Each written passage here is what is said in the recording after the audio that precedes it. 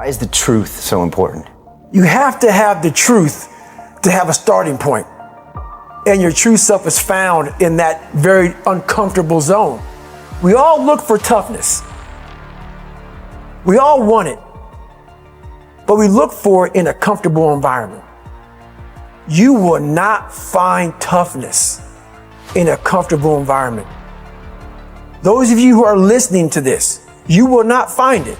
The only way you find it is to drown yourself in a position where you're just out of sorts, where you can't swim and you're drowning.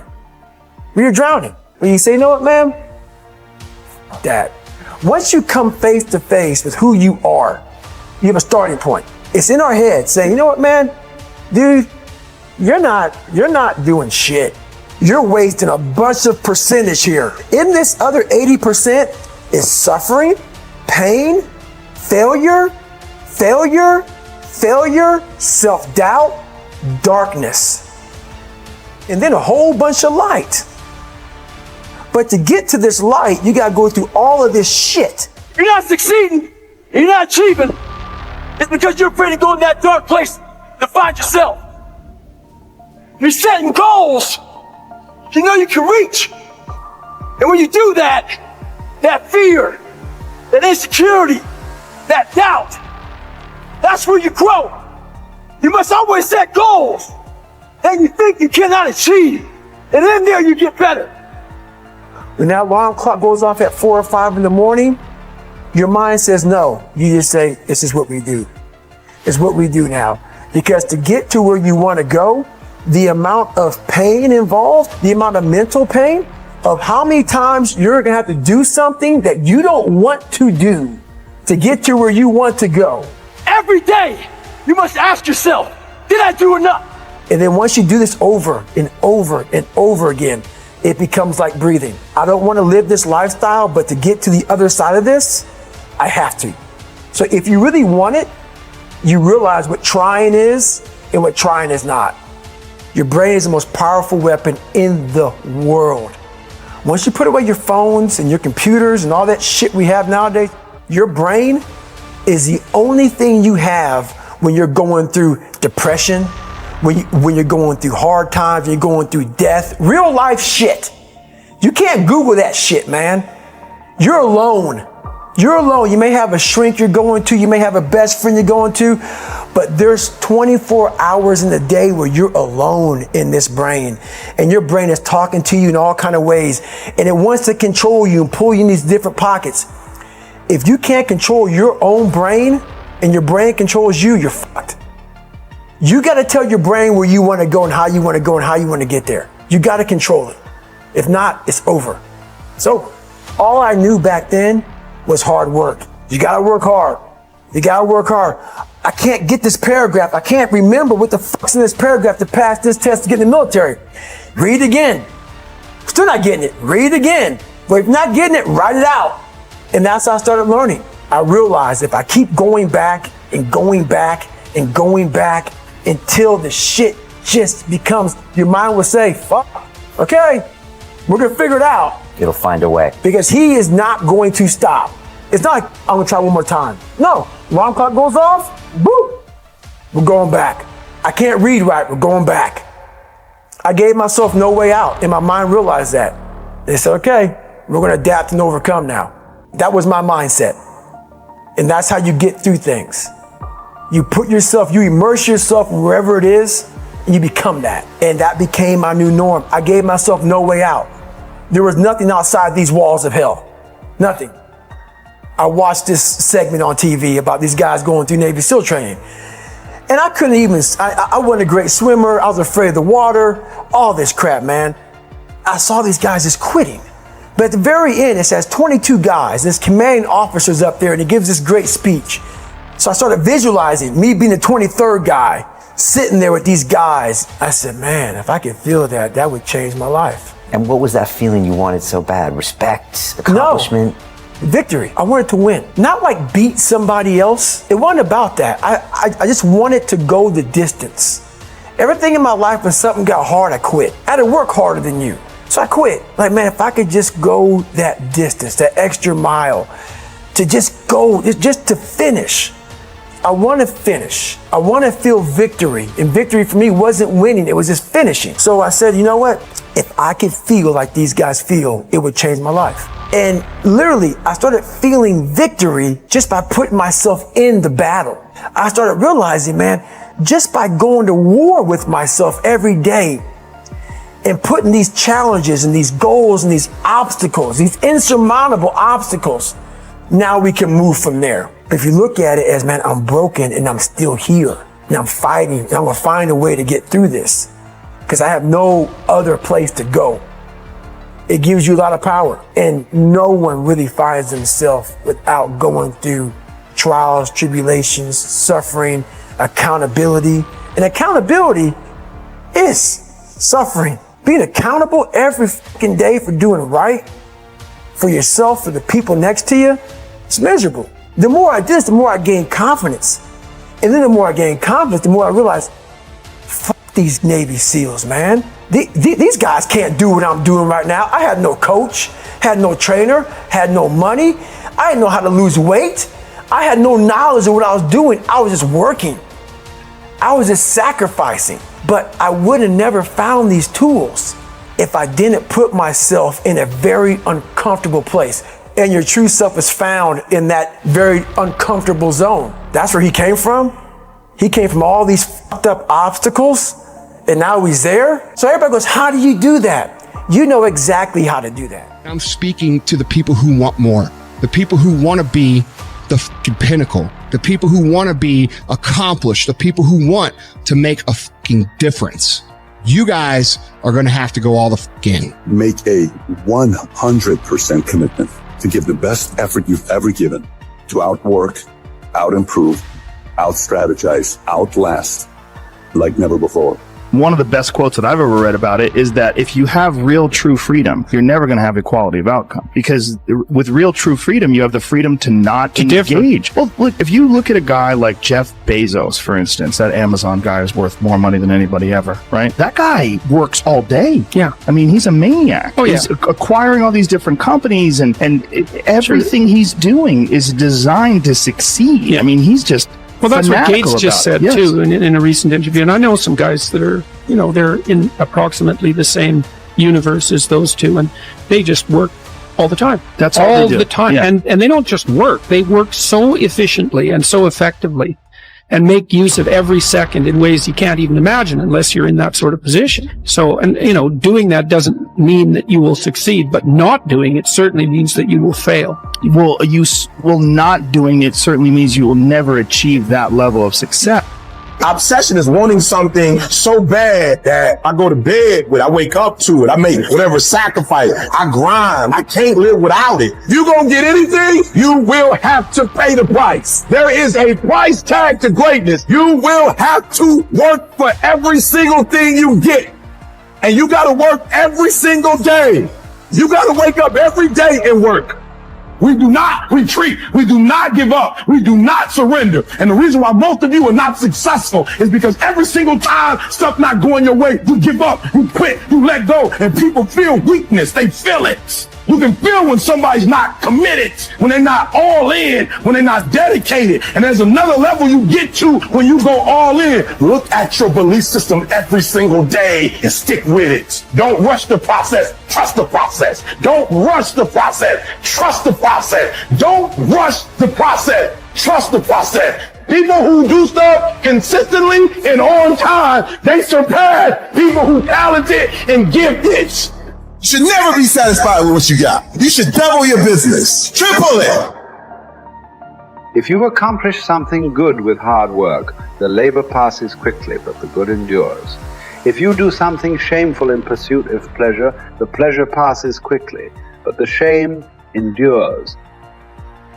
So as you begin to look toward making this your decade, as you begin to look toward making your life different, as you begin to look at yourself, you've got to redefine yourself. Who are you right now? And who must you become in order to create what you want? What has to change about you? What is it that you're doing right now that would be a liability for you? As you begin to look toward the future and take inventory of yourself, what is it about you right now that you've got to leave this behind because this no longer fits? Looking at where you want to go and the kind of person that you must become, the kind of standards that you have for you. What is it that you must do differently? If you want to keep on getting what you're getting, keep on doing what you're doing. It makes sense unless you change your pattern, unless you change the way you're thinking, unless you change your behavior, you're going to continue to produce the results in your life. See, all of us are winners, but some of us are producing results that we don't want. And so all you have to do is look at your game plan, look at your strategy. How is it that you have been being? What is it that you've been doing to produce this? So you're the director, you're the producer, you're writing the script, you're the star of your life. And as you begin to look at your life, you can decide whether or not it's a smash or whether or not it's a flop. That's in your hands. Look at your life, look at where you want to go. Don't worry about your circumstances. Don't worry about your age. I have a friend who's up in age, over 70, and she wanted to build a multi-million-dollar complex. The name is Dr. Johnny Coleman. Lenders and bankers say, you can't do that, you're too old. She ignored them. That building now stands, ladies and gentlemen, a multi-million-dollar structure. But there are a lot of people who would have listened to that. There are a lot of people that would not have even gotten to that point. They would have talked themselves out of even going down to the bank to ask for it, because they've already said no to themselves. See, it's time now. If you want to make this your decade, you've got to start saying yes to your life. You've got to start saying yes to your dreams, yes to your unfolding future, yes to your potential, as opposed to saying no. See, 87% of our self-talk is negative. So you've got to make a conscious, deliberate, determined effort to say yes to your dream. Why not? Why not me? Don't spend time like most people going through life complaining. Don't try and get on talk shows and tell everybody how life has done you wrong. Here's what's happening in the audience. 80% don't care, and 50% glad it's you. All right? So when you know that, you don't go around crying, oh, you know what they did to me? Who cares? Get away from me before they come back. Even as the sun doth not wait for prayers and incantations to rise, but shines forth and is welcomed by all, so thou also wait not for clapping of hands and shouts, praise to do thy duty. Nay, do good of thine own accord, and thou wilt be loved like the sun. Above all, remember that the door stands open. Be not more fearful than children, but as they, when they weary of the game, cry, I will play no more. Even so, when thou art in the light case, cry, I will play no more, and depart. But if thou stayest, make no lamentation. If you choose, you are free. If you choose, you need blame no man, accuse no man. All things will be at once according to your mind and according to the mind of God. Withdraw into yourself as far as you can. Associate with those who will make a better man of you. Welcome those whom you yourself can improve. The process is mutual. When men learn while they teach, limiting one's desires actually helps to cure one's fear. Cease to hope, and you will cease to fear. Widely different as fear and hoping are, the two of them march in unison like a prisoner and the escort he is handcuffed to. Fear keeps pace with hope. Both belong to a mind in suspense, to a mind in a state of anxiety through looking into the future. Both are mainly due to projecting our thoughts far ahead of us instead of adapting ourselves to the present. I have learned to be a friend to myself, great improvement. This indeed, such a one can never be said to be alone, but know that he who is a friend to himself is a friend to all mankind. Wild animals run from the dangers they actually see, and once they have escaped them, worry no more. We, however, are tormented alike by what is past and what is to come. A number of our blessings do us harm. The memory brings back the agony of fear, while foresight brings it on prematurely. No one confines his unhappiness to the present, for the only safe harbor in this life's tossing, troubled sea is to refuse to be bothered about what the future will bring, and to stand ready and confident, squaring the breast to take without skulking or flinching whatever fortune hurls at it. Count your years, and you'll be ashamed to be wanting and working for exactly the same things as you wanted when you were a boy. Of this one thing, make sure against your dying day, that your faults die before you do. Have done with those unsettled pleasures which cost one dear. They do one harm after they're past and gone, not merely when they're in prospect. Even when they're over, pleasures of a depraved nature are apt to carry feelings of dissatisfaction. In the same way as a criminal's anxiety, it doesn't end with the commission of the crime, even if it's undetected at the time. Such pleasures are insubstantial and unreliable. Even if they don't do one any harm, they're fleeting in character. Look around for some enduring good instead. And nothing answers this description except what the spirit discovers for itself within itself. A good character is the only guarantee of everlasting, carefree happiness. Even if some obstacle to this comes on the scene, its appearance is only to be compared to that of clouds which drift in front of the sun without ever defeating its light. Things don't happen overnight. You have to make the emotional and the personal investment to make your dreams come true. What would amazing look like for you? What would amazing look like if you were amazing? If you know what amazing looks like, then why haven't you gotten there yet? I want you to say, the reason I'm not as amazing yet because I hit the snooze button. That's why I'm not amazing right now. The reason why I'm not amazing right now is because I couldn't get up early enough because I told myself I'm not an early person. The people in the world become weaker people. It's by capping your brain. It's by putting this kind of garbage in it about not attacking what you're not good at. There is no shortcut. There is no hack. There's no sweatless solution. You're gonna have to work. There is always weakness to work on. Always. A lot of them. Why would we allow ourselves to make easy excuses? Why would you allow that? It's not what happens that determines the major part of your future. Not what happens. What happens to us all. Because the key is what you do about it. It's not what happens, what you do about it. Stop being a lazy, bum-ass person that's full of excuses, sitting around on the pity potty, coming up with every excuse in the world as to why you ain't winning. You are the reason you're not winning. Find a way and an understanding that this thing that we are dealing with right now in our lives is only temporary. It's temporary and it will not last forever.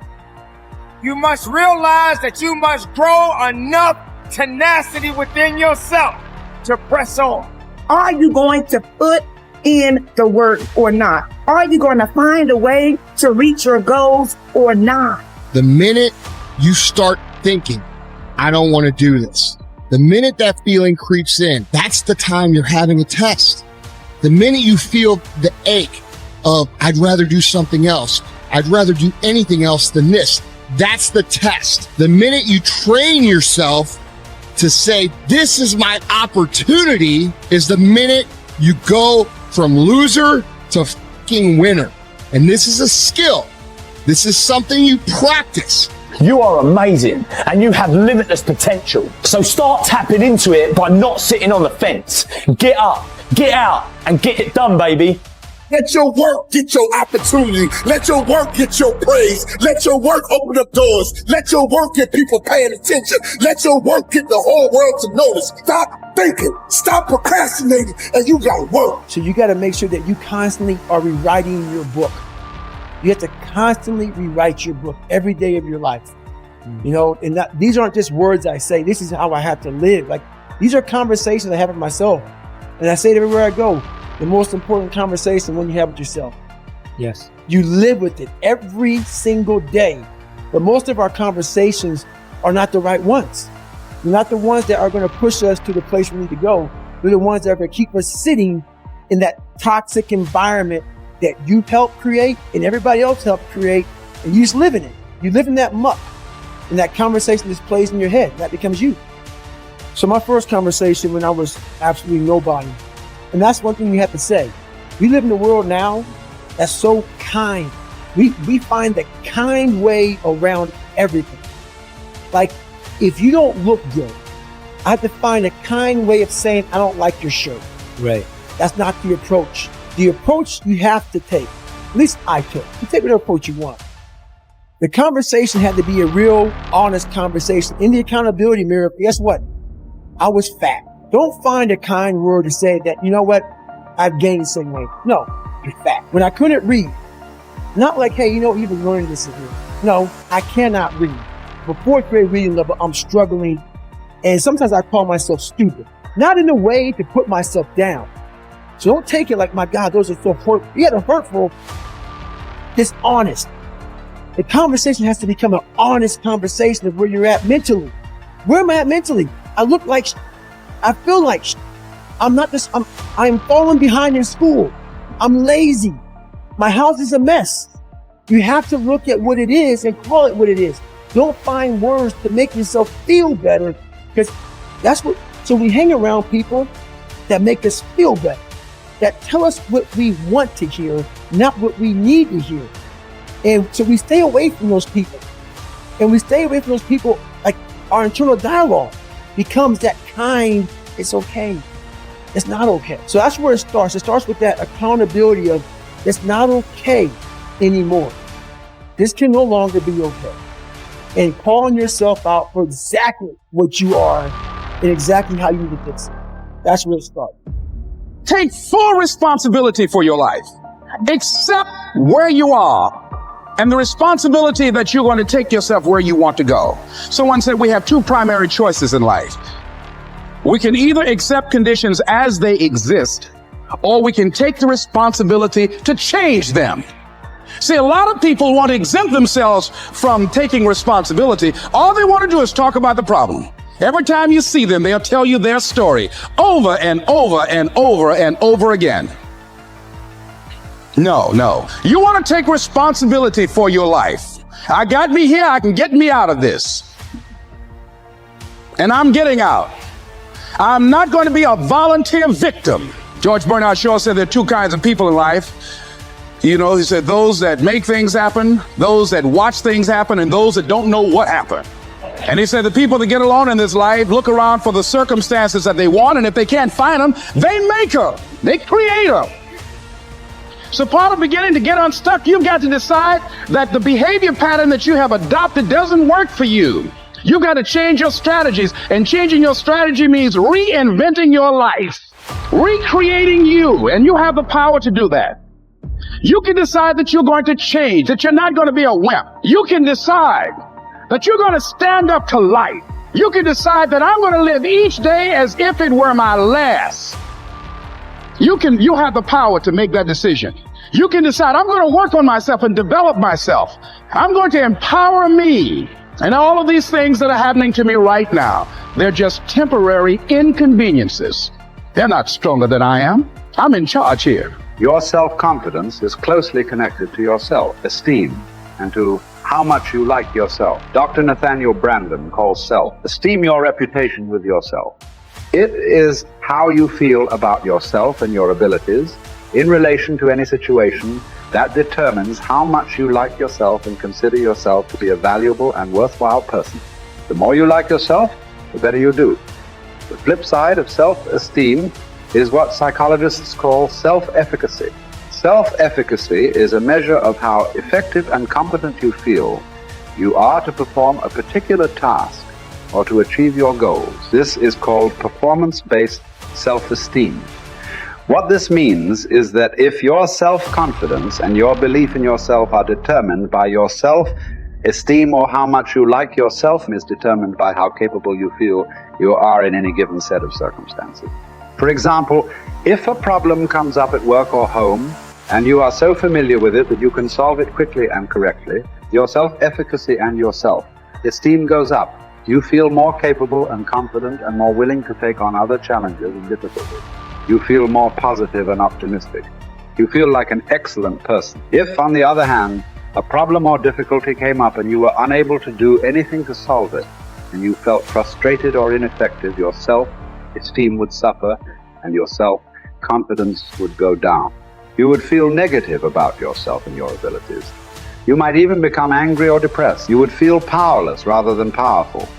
That's why they say in playing poker, the winners laugh and tell jokes while the losers say, shut up and deal. The law of cause and effect applies to everything you are today and to everything that you become. If the effect that you desire is high and unshakable, levels of self-confidence, then it is necessary that you engage in the same behaviors practiced by others who enjoy high and unshakable levels of self-confidence.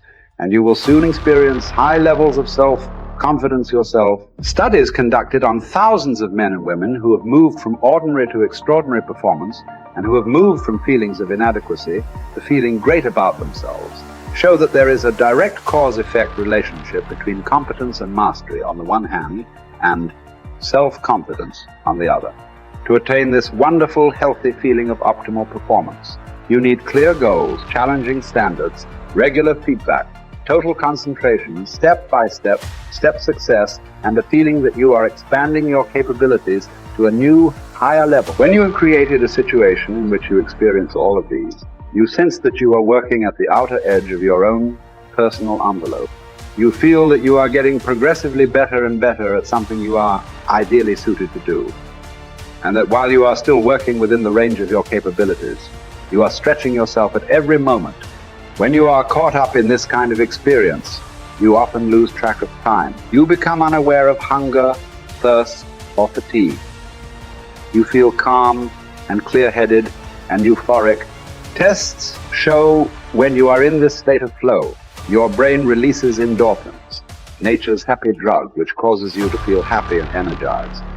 Often, while you are in this state, the rest of the world seems to slow down. Tell me one thing in your life that is great that came as a result of being comfortable. Most of us aren't defeated in one decisive battle. We are defeated one tiny, seemingly insignificant surrender at a time that chips away at who we should really be. It isn't that you wake up one day, decide, that's it, I'm going to be weak.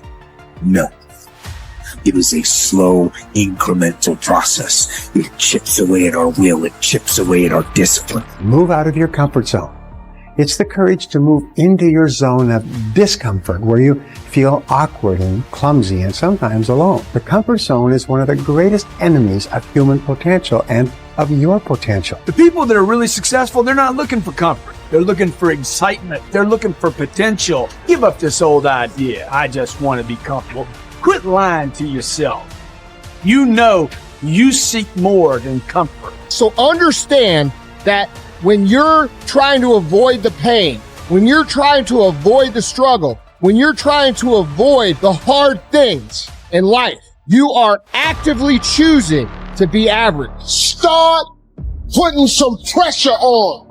Put some pressure on yourself. Get out here and get about it. Once you figure out that you're in a race amongst billions of people that live in this world, you're in a race by yourself. You have a purpose, and it's your purpose, not everybody else's purpose. It is your purpose and only your purpose, and it's your race. That means you are persistently bigger than your excuses. You are persistently bigger than feeling lazy. And you are persistently beating the feelings that typically stop you. Stop coming up with excuses.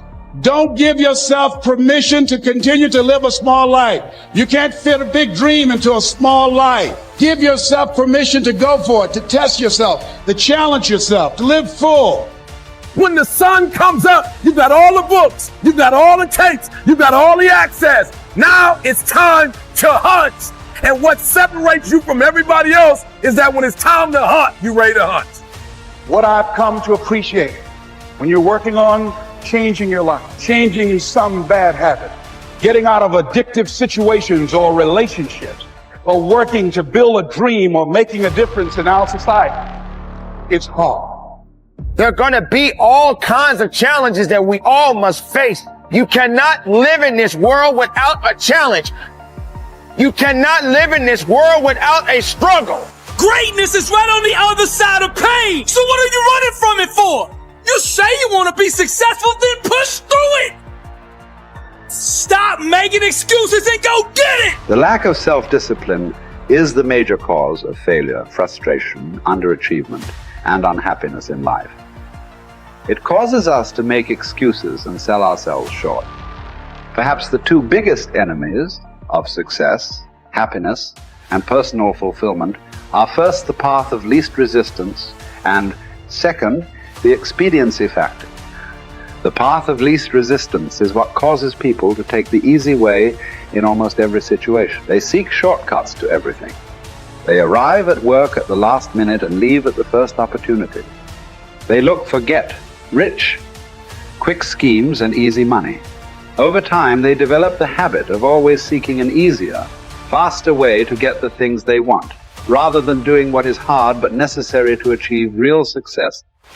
The expediency factor, which is an extension of the law of least resistance, is even worse when leading people to failure and underachievement. This principle says people invariably seek the fastest and easiest way to get the things they want, right now, with little or no concern for the long-term consequences of their behavior. In other words, most people do what is expedient, what is fun and easy, rather than what is necessary for success.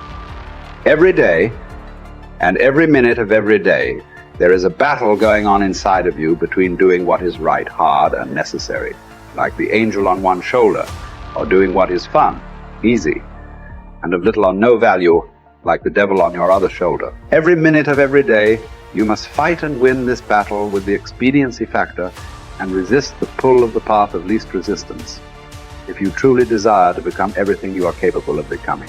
And then when you see people take on more responsibility and decide that they're going to aim up and confront their suffering honestly and forthrightly, that their lives get better and the lives of people around them get better too. And so that's very strange as well, because it also means that the pathway to less suffering is through suffering, right? And that would be hopeful if the world was constituted that way. It's like, well, there's suffering. How do you make it worse? Run away. How do you make it better? Confront it. Yeah, but it's suffering. It's like, yeah, but it's there. There it is. It's right there. It's a precondition for existence or something like that. And it's like you have something important to do as well. And you confront it, and that's the pathway to transcending it. We need to figure out, like, now, today, what is, the best way to live your life? What is the, there's got to be ways where you can be putting forth the most positive energy. I mean, we know objectively what's causing pollution. We know objectively what's causing birth defects, and we're taking in too much chemicals and not enough vitamins. We know objectively all this stuff. We know how to organize our world, and yet we don't do it. We know how to organize our health, and yet very few people do it. We know all these things. The right path to being a happy, healthy person is to do all the shit that we already know you're supposed to do. Take care of your body, take care of your health, take care of your mind, your stress, meditate, be kind to people. We all know that. I mean, you ask anybody, they know how to get by and to be the most evolved version of you that you can be. I mean, it's not like a magical checklist. If you talk to people about it, you said, okay, here you got a person, you want to improve them. What are the things that you're going to do to them? Okay, well, if I was a life coach, the first thing I would say is this guy's got to get on a diet that makes him healthy. I don't mean a diet just to lose weight. I mean just healthy foods in your body. Many, many vegetables. Start working out your body and get a better sense of how this machine feels when it's moving, it's flowing better, there's less tension in it, your mind feels relaxed and you enjoy every single moment of the day better. Step one, everybody knows that step, right? What's step two? Be cool to people. Be nice to as many people as you can. Smile at as many people as you can. Have them smile back at you. Tip well when you go to restaurants. Just do the most you can. Be as nice as you can and just still manage to not have people walk all over you. Just get through this life as nice as you can. The average human is capable of unbelievable improvement. That's the thing that's my superpower. I don't think I'm special. I just realized in looking at the science that humans actually are capable of this incredible amount of change. It is the strategy that our species took to be able to pass knowledge on through culture rather than having to have everything be instincts. And in having that layer where we can drink in the culture and read books and learn from other people. And, even now we're all learning from things that people thought thousands of years ago and wrote down. It's insane. It travels through to you, and all of that wisdom stored in culture, so that as your parents are teaching you things, they're actually encapsulating a ton of the wisdom that is endured, whether it's endured from religion or books or whatever.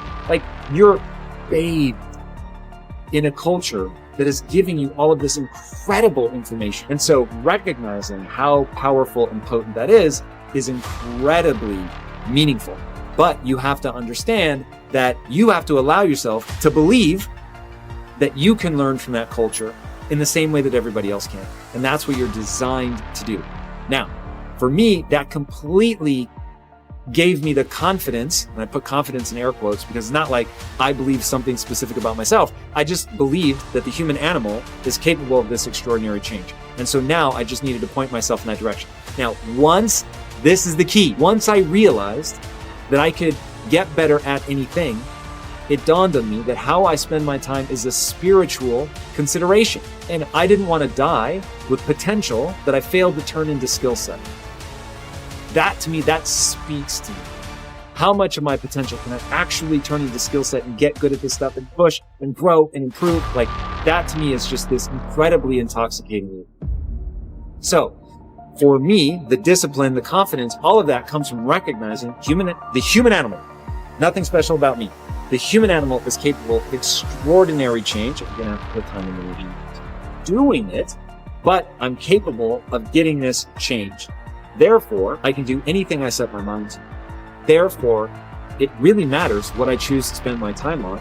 Therefore, I want to put structure and discipline in my life so that I can move forward on things that excite me, that matter to me, because I really can have this big, crazy dream that I'm thinking. So my discipline is really born of my desire to have that thing, coupled with my belief that I can actually get there. Desire and belief. Get those two things right, and the discipline will take care of itself. Every single day that we wake up, we have been gifted the opportunity of choice. You can choose to be happy, or you can choose to be sad. I don't care what your situation is. You should never allow your situation to define who you are as a person. The outside is the physical manifestation of what goes on inside the brain. Things do not just happen. No one just rear-ends your car. You don't just become broke. Broke is a mindset. Things don't just happen. Your pocketbook is not just below balance or on zero. You're not just overweight, just by chance you're just overweight. Things don't just happen.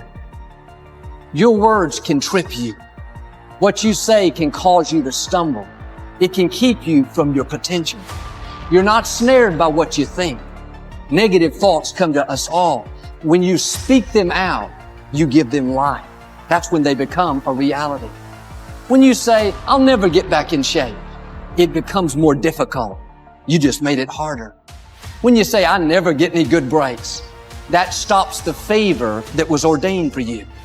If you say, I'm not that talented, I don't have a good personality, that is setting the limits for your life. That is calling in mediocrity. So the recognition that negative thinking and unhappy states actually do nothing to change anything. If anything, they make it worse. So if there's enough awareness and you can suddenly look at that, and then you can ask yourself from the deeper perspective of awareness, do I want to continue to think these thoughts? Is that helpful, or good, do I really want that? Ask yourself, what is my limiting step? What is the one factor that determines the speed at which I achieve my goal, or whether I achieve it at all? Once you've answered this question, you can move on to making a plan for how to accomplish your goals by eliminating this limiting factor. Your ability to identify your limiting step is one of the best demonstrations of your intelligence, and your capacity to eliminate this limiting step is one of the best demonstrations of your overall competence in achieving anything you want. It's our thoughts that are manifesting this world. Now you could say that's a spiritual thing, and now I say not only is it spiritual, now it is fundamental basic science of the universe. And it says then the thoughts are creative. Well, if the thoughts are creative, then who is having the thought? And you start to realize I'm having the thought. Well, then the truth is simple. As Richard Conn Henry said, you are creating this world with your mental activity and your spirituality combined. And then all of a sudden it says, well, then if I'm creating the world, then my original belief that when things didn't go right, I was a victim. The universe wasn't supporting me. You know, it's like, oh, I try so hard and the universe is not giving me things. It turns 180 degrees around. And it basically says this: we are creating this world. And then I say, your mind is creating this world. Although you cannot change conditions or circumstance, you don't have to let them control you. We can't control what's going on outside, but we can control what's going on inside. You know, and unfortunately, I don't think many of us have been raised to really understand that. Yeah. And it's a lack of understanding that's causing all our problems. We are the only creature on the planet that's totally disoriented in our environment. All the little squirrels, the birds, all the animals are completely at home in their environment. They blend in. You and I are totally disoriented in our environment. We've been given the mental faculties to create our own environment. However, we go right through school and we've never learned that. We have higher faculties, and the average person has no knowledge of how to operate them, how to develop them. We have perception, the will, reason, imagination, memory, and intuition. Now, those mental faculties, they're not just words, they're actually mental faculties that we can use to take control over our world and to create the environment that we want. But unfortunately, we grow up, we don't know that. We've been raised to live through by what we see, hear, smell, taste, and touch, our physical senses. And we've been raised to be controlled by what's going on outside. As little kids, will you listen to what I'm telling you? Will you look at this? And so it's all outside. We get our report card, and that tells us what kind of student we are. But it really tells us where our mind was at for a few minutes 3 weeks ago. Got nothing to do with who we are. So I think we're raised in ignorance, actually. There's a very small percentage of the population that have a reasonably clear understanding of who they are and what they're capable of doing. But the ones that do are in the minority. People think that the purpose of memory is to remember the past, and that's not the purpose of memory. The purpose of memory is to extract out from the past lessons to structure the future. And that's the purpose of personal memory. And so you're done with a memory when you've extracted out the information that you can use to guide yourself properly in the future. So if you have a traumatic memory, for example, that's really obsessing you, if you analyze that memory to the point where you figured out how you put yourself at risk and you can determine how you might avoid that in the future, then the emotion associated with that goes away. So memory has a very pragmatic function. And cultural memory is the same thing, is that we need to extract out stories from our past that structure our future. And we need that because, first of all, if you don't have a purpose, let's say, it isn't that your life becomes neutral in a meaningless sense. It's that your life becomes characterized by unbearable suffering, because the baseline condition of life is something like unbearable suffering. And what you have to set against that is a noble and worthwhile purpose. And hopefully your determination of that purpose is buttressed to some degree by the wisdom of the past, because you can't conjure something like that up on your own. And if you provide people with nobility of purpose, then they can tolerate the suffering of existence without becoming entirely corrupted by it. And cultures that don't do that, it isn't even so much that they die, it's that cultures that don't do that are dead. They're done. They don't have a story anymore. They don't have a call to adventure. And then everyone suffers stupidly as a consequence. It's a very bad thing. So Churchill made the same observation that many of the great psychologists and philosophers made in the early part of the 20th century. Bring the story forward and propagate it and make it the most noble possible story. And then you motivate people to transcend themselves, which they need to do. So yes, he's exactly right in his diagnosis. In order for us to become abundant, we have to overcome the old personality. And that's 95% of who we are, right? Yes. So then, the side effect of the beginning of this process is a lot of discomfort. It is a lot of discomfort because you're stepping outside the known into the unknown, and now you can't predict. It's scary. No, you'd rather hold on to your lack. The pain, the suffering. Rather tell the story of that. At least it makes you feel something that's familiar. Mm-hmm. When you step outside and you're saying, I'm not going to complain about money any longer. I'm not going to complain about I don't have any. I'm not going to judge other people who do. I'm not going to say I can. I'm not worthy. It's never going to work. All those things got to go. I'm not going to feel lack. I'm not going to feel unworthy. I'm not going to feel separation. I'm not going to feel resentment. These are the things that are keeping my reality the same. Now it's no longer about abundance, it's about who you become. Mm-hmm. The most successful people are long-term thinkers.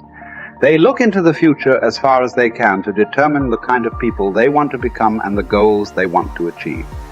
They then come back to the present and determine the things that they will have to do or not do to achieve their desired futures. This practice of long-term thinking applies to work, career, marriage, relationships, money, and personal conduct.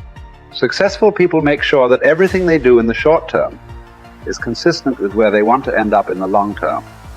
They practice self-discipline at all times. You see this willingness to sacrifice in people who spend many hours and even years preparing, studying, and upgrading their skills to make themselves more valuable, so that they can have a better life in the future, rather than spending most of their time socializing and having fun in the present. Your ability to think, plan, and work hard in the short term, and to discipline yourself to do what is right and necessary before you do what is fun and easy, is the key to creating a wonderful future for yourself. Your ability to think long term is a developed skill. As you get better at it, you become more able to predict with increasing accuracy what is likely to happen to you in the future as the result of your actions in the present. This is a quality of the superior thinker. The common denominator of success was that successful people make a habit of doing the things that unsuccessful people don't like to do. And what were these things? It turned out that the things that successful people don't like to do are the same things that failures don't like to do either. But successful people do them anyway because they know that this is the price they have to pay if they want to enjoy greater success and rewards. Successful people are more concerned with pleasing results, whereas failures were more concerned about pleasing method. Successful, happy people were more concerned with the positive, long-term consequences of their behaviors, whereas unsuccessful people were more concerned with personal enjoyment and immediate gratification. The top people were those who were more concerned with activities that were goal-achieving, whereas average people were more concerned with activities that were tension-relieving. Every so often, you'll go through a period in your life. You will see yourself as a failure because you don't see yourself operating in the way that you dreamed that you would. The pressure in your life right now has a purpose. It's not crushing you. It's pushing what's on the inside of you out. It shows you who you are. It's how you find out what's on the inside of you. I want to remind y'all of the power of the mind. You can think your way into stress. You can think your way into misery, frustration. But if you change your mind, it'll change your life. You just have to decide in your mind what you want it to be. You just have to wake up. You just have to break that negative spirit. You have to break through. There is nothing more practical than developing a vision. It's not some pie in the sky exercise. It's without a vision, you're chaotic and fragmented and hopeless and disappointed, and someone can stop you just by putting up a single obstacle. You're a house divided amongst itself.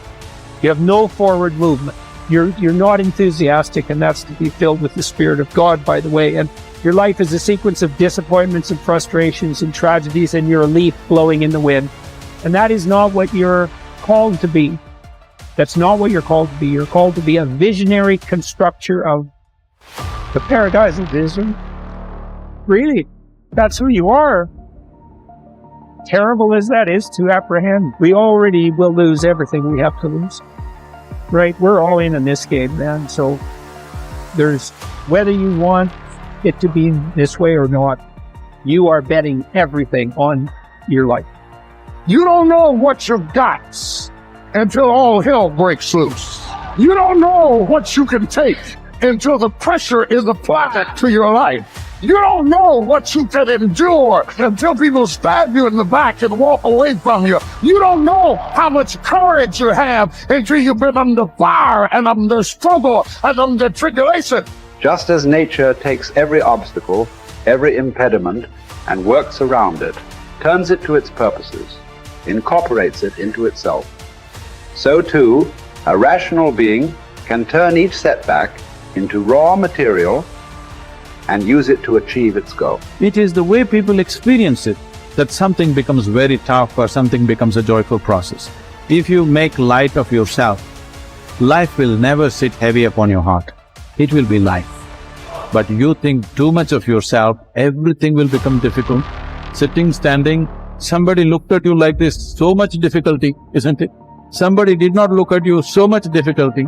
This is because you have made yourself bigger than what you are.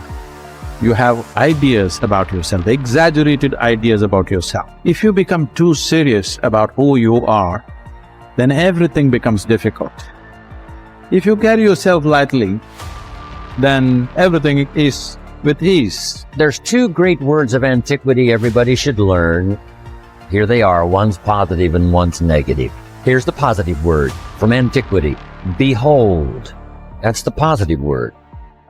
Behold the possibilities, behold the opportunity, behold the future and give it design. Behold and look at the chances you've got. Behold, spring has come. Behold, the day has arrived and the sun is shining and the shadows are fleeing away.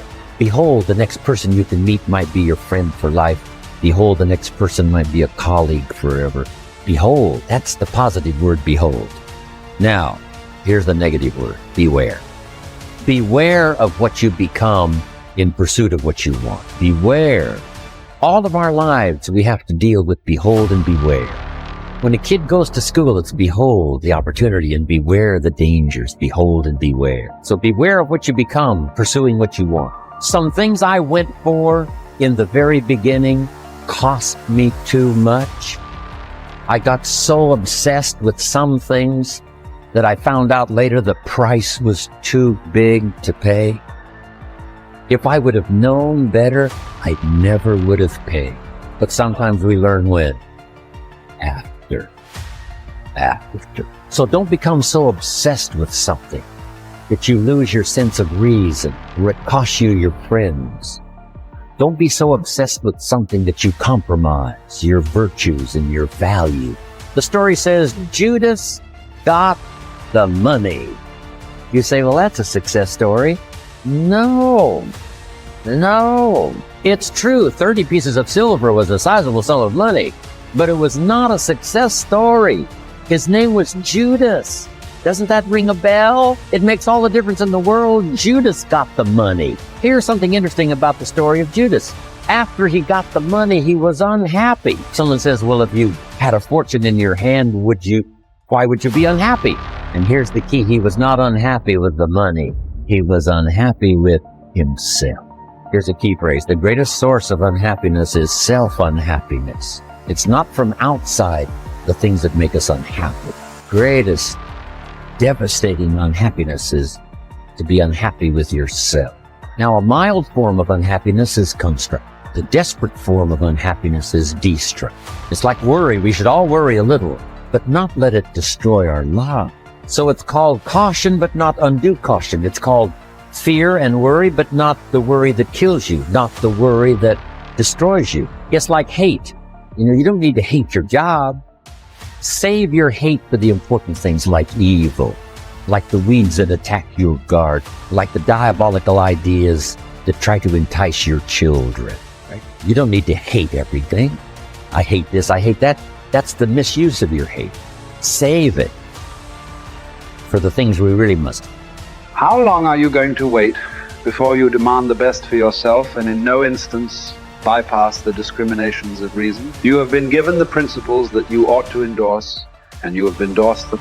What kind of teacher then are you still waiting for in order to refer your self-improvement to him? You are no longer a boy, but a full-grown man. If you are careless and lazy now and keep putting things off and always deferring the day after which you will attend to yourself, you will not notice that you are making no progress, but you will live and die as someone quite ordinary. From now on, then, resolve to live as a grown-up who is making progress, and make whatever you think best a law that you never set aside. And whenever you encounter anything that is difficult or pleasurable or highly or lowly regarded, remember that the contest is now. You are at the Olympic Games. You cannot wait any longer, and that your progress is wrecked or preserved by a single day in a single event. Success is both a journey and a destination, isn't it? It is both the steady, measured progress toward a goal and the achievement of a goal. Success is an accomplishment, whether it be great or small, and it's an understanding of the potential and power of an entire human life. Success is an awareness of value, and it's the cultivation of value through discipline. It can be tangible or intangible. Success is a process of turning away from something in order to turn toward something else. From no exercise to exercise, from candy to fruit, from not investing to investing. Success is responding to an invitation to change, to grow, to develop, to become, to move up to a better place with a better vantage point. But most of all, success is making your life what you want it to be. Considering all the possibilities, considering all the examples, what do you want for your life? That is the big question. Remember, success is not a set of standards from our culture, but rather a collection of personal values, clearly defined and ultimately achieved. Success is your better life for you, the design you give it, the dreams you accomplish. Making your life what you want it to be for you, that is success. It's a war for the female you want. It's a competition. Every man's trying to get her. It's a war for the car you want. It's a war for the money you want. As a man, you shouldn't be waking up going, how do I get happy? As a man, you wake up and say, okay, how do I perform? Because what we said earlier is absolutely true. It's player versus player. Unfortunately, and it's an unfortunate reality of the world, is that it's player versus player. Like if you go to a video game, you play Call of Duty, right? There's 20 people in there, we're all trying to kill each other. And the world is very, very similar financially. I'm not saying we should be out here killing each other, but I'm trying to explain that there's a certain amount of resource and everyone's trying to get it. But the masculine imperative and the masculine perspective is you have to understand that life is war. It's a war for the female you want. It's a competition. Every man's trying to get her. It's a war for the car you want. It's a war for the money you want. It's a war for the status. It's a war. Masculine life is war. If you're a man who doesn't view life as war, you're going to lose. So as a man, you have to wake up and think, okay, everything I want, other men want. I have to outcompete every other man to get it. So how am I going to do that? Am I going to do that by living in the moment, ignoring my phone, and having a fun picnic? If I'm stressed or I'm frustrated, then I understand it's my time to perform. And I agree that society puts huge pressure on men and it's time for men to perform. As a man, you either perform or you don't. And it is player versus player. The man who goes to the gym every single day, regardless of how he feels, will always beat the man who goes to the gym when he feels like going to the gym. And it's player versus player. And let me tell you something. As much as you want to sit here and disagree with me, it's women who decide who the winner is. Females will choose the man who's in fantastic shape. Females will choose the man who's got his money right. Females will choose the man who can fix any problem. Females will choose the man when they can go to him and say, can you fix this? And he says yes without panicking. That's who women want. I say that life as a man is exceptionally difficult. I say the most beautiful and the most terrifying thing about being a man is you're born without value. Society doesn't care about you. You're only going to be cared about based on how useful you are. You have the chance to build yourself up and become a superhero if you're prepared to do the hard work and be indefatigable enough to never quit. But if you're going to stand around and wait for a handout, nobody's going to ever respect you. And I think that a lot of people have forgotten about how difficult and how competitive it is as a man. We're always in constant competition with each other. And it's your duty as a man to stand up and say, I want to be as important and strong and good-hearted and God-fearing as possible, and I need to work hard to achieve those things. And the dangerous thing about overly emotional men is that they're dangerous. They're genuinely dangerous. This is what's crazy. All these people who talk about toxic masculinity and how bad it is for men to be traditionally masculine. A traditionally masculine man does things he doesn't feel like doing because it is his duty to do them. He charges into the building because it is his duty. Not because he feels like it, because it is his duty. We're now teaching the new generation of men that they don't have duty and they can just act on their feelings and act how they feel, and they don't have to act as a man should. Do you know what happens when you get men who just act how they feel?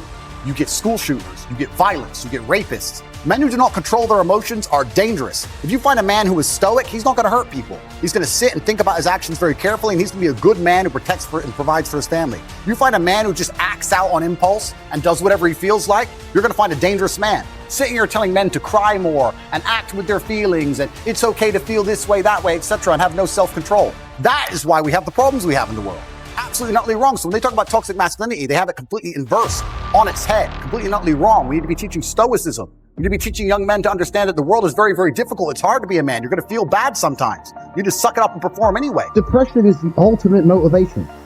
Oh, you're depressed. Okay, so if you come along to me and you tell me you're depressed, I expect to see a huge list of what you're achieving per day. If you're unhappy with your life, if you're depressed, I don't expect you to be popping pills and sitting laying in bed. I expect you to give me a huge list of everything you're achieving per day. Depression's a fantastic motivation, but people are told the opposite. No, you feel depressed, that's wrong. You should be happy anyway. Take the pills, stay home, take some time off. Complete garbage. You're depressed? Okay, get up, go for a run, lift more weights, make more money, get a second job, get more girls. Like, you can outrun depression. I'm a man who's always believed, and I think every man understands this, action over inaction. And I think it was General Patton who said, a good plan today is better than a perfect plan tomorrow. You got to do something, and you got to do something fast. Yeah. You just sitting around talking about it and hoping for things to get better has never. I don't know about you, gentlemen, but every time I ran out of money in my bank and I thought I'm going to sit around and hope for something to come, it never really worked out. arrived. It never worked out. You know, it's like you can't be sitting around waiting for things to happen to you. Also, I think, especially in the West, a lot of people's problems are all in their mind. And I'm not saying that mental conditions aren't real, because absolutely some are. But I try and explain to people, look, the only thing on the planet you have genuine control over is your state of mind. Like, you can't even control your health. You might get hit by lightning. You can't control other people. You can't control the weather. You can't control anything. The only thing you can affect in genuine real time is how you feel in your head. Oh, I get really shy and anxious. I'll say, so? Right.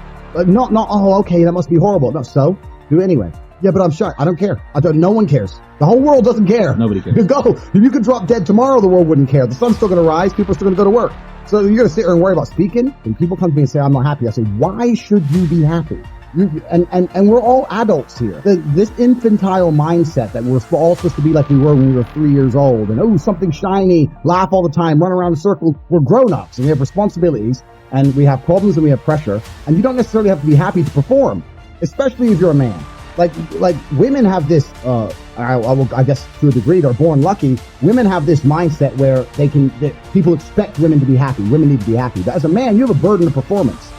As a man, you shouldn't be waking up going, how do I get happy? As a man, you wake up and say, okay, how do I perform? You know, and happiness will come at the end of the performance anyway. But if your number one goal as a man, if your number one mission in life is just to be happy, that's going to be an extremely vaporous existence, and you're not going to be a man of substance.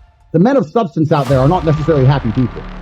Mike Tyson wasn't happy when he was smashing people's faces in. That's not how you get there. You don't get there being happy. It's just a complete, the whole mindset, the whole idea that, oh, we all need to be happy all the time is the reason you have men on the streets taking drugs, looking for a quick fix. They don't want to do any real work to get any genuine fulfillment. They end up shooting drugs, running around being fools. Motivation isn't real. Everyone says motivation is not real, discipline is real. I do not feel like training, but I still train, because I'm a disciplined individual. And you don't get to go through life only doing the things you feel like doing. You know who gets to do that? Beautiful women. Beautiful women get to do what they feel like doing. As a man, you have to do the things you're supposed to do, because what we said earlier is absolutely true. It's player versus player, my friend. And I wake up and I decide, even though I don't feel like working, I'm going to work my ass off. And you wake up way down there, peon, and you can't be bothered to work. What chance do you have against men like you? You don't stand a chance.